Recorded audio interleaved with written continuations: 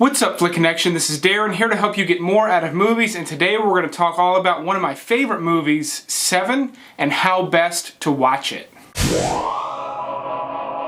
What's in the box?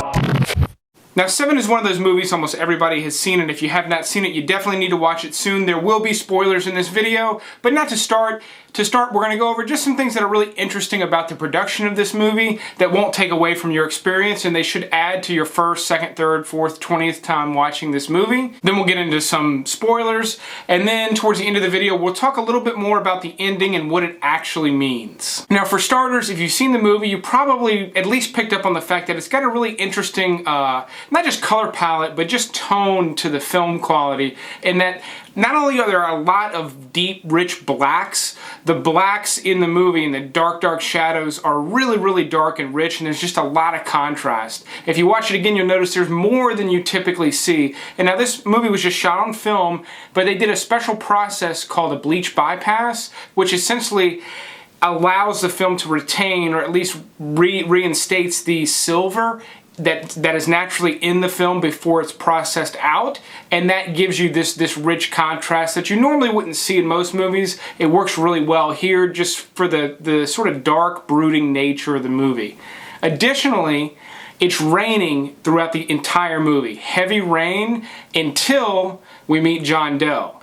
At that point, it's fairly sunny. It's still it's still gloomy, I guess, but it's raining hard anytime you see outside or anytime the characters are outside. Now, the movie only takes place for a week, but that's a really long time for just heavy rain, and it was done thematically. It's not actually raining. Supposedly, it was raining on the first day of the shoot, and they decided to just use rain machines throughout to just sort of have some consistency, but also to just add to the sense of dread. I'm suspicious that it may have had to do with something else that's unique about this movie, and that it doesn't take place in a specific city. Now, that's not totally unique because, you know, there's cities like Gotham, there's fictional cities, but the city in Se7en is actually never named. And they filmed in multiple locations, and you don't know what city you're in. Even the police badges just say Metropolitan. They do not have any semblance of a city name on them. And in the city actually has some conflicting elements, like the combination of a train, being near a desert, having heavy rain. You know, it's not Los Angeles because it's raining for a solid week. There's no train system like the one that's in the movie. The desert is there. Manhattan, you get a couple of those elements. There's no desert. Chicago, there's no desert. So there's really not a city in the United States that could be this city, and that also just sort of adds to the metaphorical nature of the movie itself. Now, the movie we ended up with, the movie everybody loves, almost looked completely different. We almost had someone like Denzel Washington, which might have been fine, but he was up for, and Sylvester Stallone were both up and considered for Brad Pitt's role before he joined the project. Val Kilmer was actually approached to be Jon Doe. I don't think he would have been able to do nearly as good a job as Kevin Spacey. And even Guillermo del Toro, now Academy Award-winning director Guillermo del Toro, turned this movie down because he said it was too dark. Now, the guy that did all of this that I'm showing you said that Se7en was too dark. Nevertheless, we ended up with what I think is a perfect cast for this particular movie, and one of the reasons why it's remained in the top 25 on IMDB for almost 20 years. Now, being on set was actually hell for most of the sinners represented in the movie. The actor that played the gluttony sinner had to wear a fat suit, and just it was so hot when that was done. David Fincher actually had them mold the fat suit to be well endowed because he felt so bad for him. Another reason Fincher might have felt bad for him was 7 crates of live cockroaches were unleashed on that set, so they're just everywhere while they're acting. And supposedly, in addition to the fat suit, they had to plug up that actor's ears and nose for fear of some of the smaller critters getting inside. Interesting side note, they had a cockroach expert on set that essentially lined part of the set with Vaseline so that the roaches could not pass that barrier, and that's how they were able to maintain them on that apartment set. The actor who played the lust victim actually went without sleep for 2 or 3 days just to be more exhausted and sort of out of it in the interrogation scene. And he also breathed in really rapidly, in and out, over and over again, in order to oversaturate his body with oxygen, which would cause him to naturally hyperventilate. So that performance he's giving, he's a good actor, but that is him actually delirious and actually hyperventilating on set. Brad Pitt actually injured his hand when he was chasing Jon Doe out in the street. He actually fell through a car window and actually required surgery. And so it was worked into the script that he hurt his hand and had to wear that cast for the remainder, because he's actually wearing a cast in those shots. And the list goes on. The actor who played the sloth victim took 14 hours to get in his makeup for that particular scene. I'm hoping they only needed him for 1 day. I can't imagine them needing to shoot that short little scene with him on camera for more than 1 day, but that is a crazy amount of time to be in makeup. And then the greed victim, the fake blood that they used, that they covered him in and the carpet in, contained sugar, and actually the shoot went on so long it congealed and hardened, and he was actually stuck to the carpet and had to be sort of removed from the carpet. So that's lighter than what some of the other people had to do, but you know, the set was not a very hospitable place for David Fincher's cast, and luckily it was for David Fincher. He was famous for commercials and music videos, but his first movie, Alien 3, was just a critical bomb. And not just that, he fought with the studio over that movie, the changes they wanted, the budgeting, everything, and he's always maintained that that was just a nightmare. He never thought he was going to do movies again. He's essentially disowned that movie, and then he was walking away from movies and was going to go back to TV or commercials, and got offered this script. Now I'm about to get into some massive spoilers, so if you have not seen the movie, you should probably go watch it and just come back and finish this video, because I'm going to help explain really what's going on at the end of the movie. But before that, the actual script for Se7en had a very different ending. The main story was the same, but the final scene played out a little bit differently, and not in a good way. And it was essentially rewritten, and then when Del Toro and maybe some other directors passed on it, they sent a copy of the script to Fincher. They sent the wrong one. They sent the original.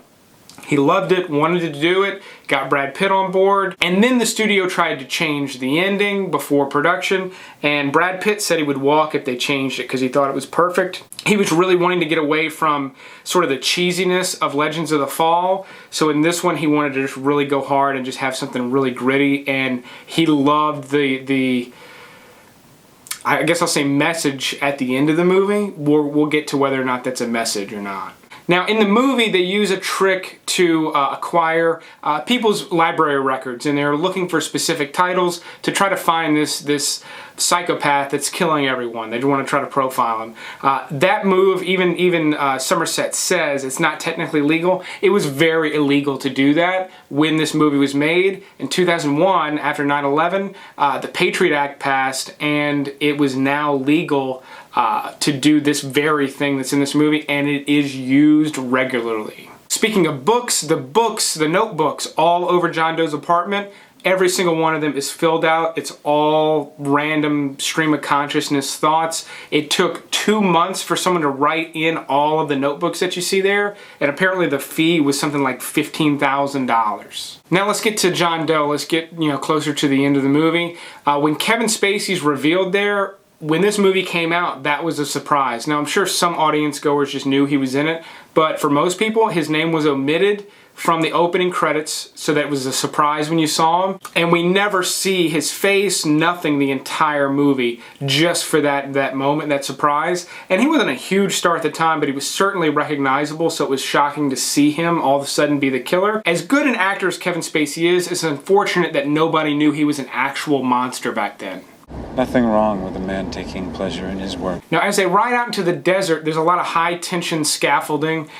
The structure of those scaffolds actually makes the number 7 over and over again. Rather than like a crisscross strut, it actually just goes like that. And so if you look at it, especially the shot of them coming down the road is just straight on, and you can see the 2 rows of towers. You see about 100 7s on the screen at once if you're paying attention. Now, I'm not going to spend too much time on describing the ending. You've all seen it. It's an incredible ending to a movie, incredible twist, and not just a great twist, but the structure of everything that came before it played so well into that twist, and it was such just a brilliant conclusion, full circle, to the point where the audience, we actually become the victim. Brad Pitt essentially standing over the audience, unloading his gun. That camera angle, nothing like that appears prior to that moment in the movie.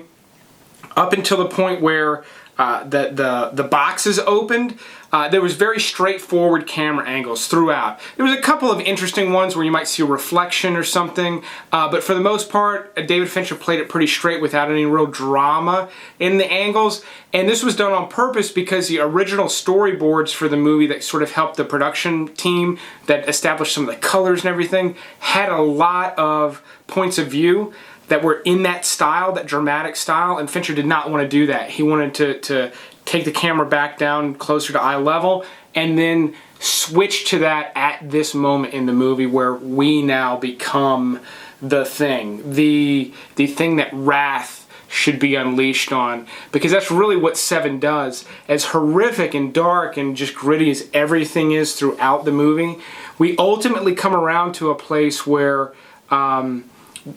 not to say that we agree with Jon Doe, but we see truth inside of the violent acts, where he's not just a merciless killer necessarily. He has a good argument behind every person that he killed. Now, that doesn't mean that everyone agrees with him that watches the movie, but it's not madness. It's presented as madness throughout, and then we see that there's a lot of truth behind his philosophies, at least.